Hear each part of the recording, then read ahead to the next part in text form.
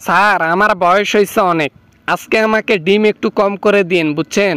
প্রতিদিনে তো ডিম দেন, আজকে না হয় একটু কম করে দেন। আমার পাতলা পায়খানা, পাতলা পায়খানা হোক অথবা তোমার কষা হোক, ওগুলা দেখার টাইম নেই। যেটা নিয়মের ডিম তোমাকে দিতে বলেছে, আইনের মধ্যে যেটা আছে থেরাপি দিতে বলেছে ওটাই দেব।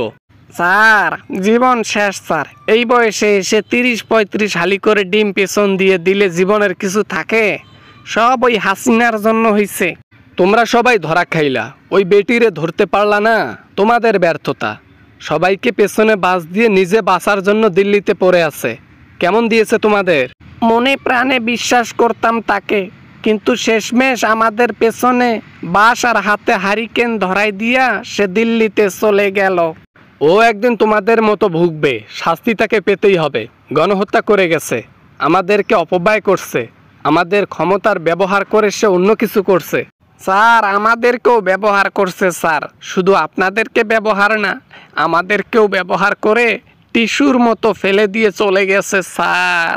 আমাদের দ্বারা এমন জঘন্যতম কাজ করাইছে যে এখন সাধারণ পাবলিকের কাছে পুলিশের কোনো সম্মানই নেই, অথচ ওই ব্যক্তির জন্য আজকে আমাদের সম্মান চলে গেছে।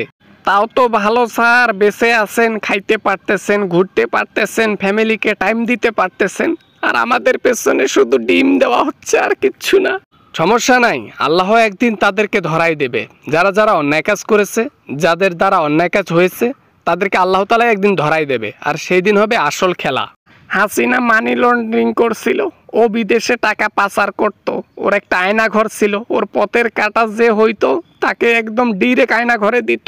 হ্যাঁ হ্যাঁ সেটা তো জানি, তোমার নতুন কোনো বক্তব্য থাকলে সেইটা শেয়ার করো, যেন আমরা ওকে ধরতে একটু সক্ষম হই। বলো, এমন কি জানো যা আমরা জানি না? স্যার ও মোদির সাথে পরকিয়া করত, পরকিয়া করে করে ওর সাথে দিন রাত কাটাইতো, আর হচ্ছে দেশের সম্পত্তি বিক্রি করে দিত এক সাইড থেকে।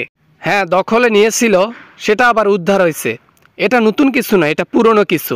নতুন কিছু জানলে বা এমন কিছু জানো যেটা আমরা জানি না, ওইটা বলো। বলো তাহলে আমাকে কথা দেন যে আমাকে আজকে 30 হালি ডিম পেছন দিয়ে দেবেন না।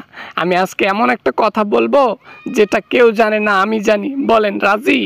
আচ্ছা আচ্ছা, কথা যদি সত্য হয় এবং কথার মধ্যে যদি ভুল না থাকে, তাহলে আজকে তোমার 30 হালি থেকে 15 হালি মাইনাস হবে। বলো কি সেটা বলো। স্যার আওয়ামী লীগ আবার ব্যাক করবে, আমি খবর পাইছি আমার সেলাগেলাদের দ্বারা। ওরা ব্যাক করবে জাতীয়বাদী দলের হাত ধরে। সিস্টেমে ওরা বাংলাদেশে ঢুকবে স্যার। ও আই সি, এটার একটু একটু আমরা জানি। আচ্ছা যাই হোক, পুরো সত্য কথাটা যখন শুনলাম, তোমার ডিম 5 হালি মাইনাস করলাম, 10 হালি খেতেই হবে। যাক তাও ভালো, 5 হালি কমছে, না হলে তো পিছনের অবস্থা খারাপ করে দিতেন স্যার। যা বাঁচার বাঁচলাম, তবে কথা সত্য স্যার।